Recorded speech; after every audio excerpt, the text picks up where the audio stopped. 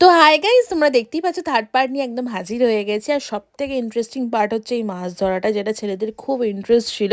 তো হ্যাঁ, আমাদের বড়রা যেহেতু মাছ ধরতে খুব পছন্দ করে, তো এখানে তো আর ছিপ ফেলে ধরা যাবে না, তো জাল ফেলতেই হবে। তো হ্যাঁ, জাল ফেলা কিন্তু স্টার্ট হয়ে গেছে।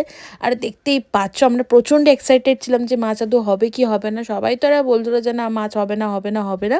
তো মাছ কিন্তু আমাদের হয়েছে কি হয়নি তোমরা দেখতে পাবে আস্তে আস্তে। তো হ্যাঁ, আস্তে আস্তে কিন্তু জাল টানছে, অনেক টানার পরে যখন আমরা পাইনি আর শেষ পর্যন্ত যখন পেলাম, মানে কতটাই এক্সাইটেড, একটা পেয়েই আমরা প্রচণ্ড এক্সাইটেড হয়ে গেছে। তারপরেও আবার কি জানো, এইটা ছিল হচ্ছে ইলিশ মাছ। হ্যাঁ, ছোট ইলিশ, বাচ্চা ইলিশ, কিন্তু ইলিশ মাছ, মানে ইলিশ মাছ পেয়েছে তো মানে বড় ভাগ্যের ব্যাপার। মানে যিনি যে জেলে দাদা ছিলেন উনিও বলছে ইলিশ মাছ পেয়েছে তোমাদের ভাগ্যের ব্যাপার। আর সত্যি কথা, এত আনন্দ করেছি আমরা এই সময়টা, তোমাদের কি বলবো, জ্যান্ত এরকম ইলিশ মাছ চোখের সামনে দেখতে পাচ্ছি, আলাদাই লাগছে।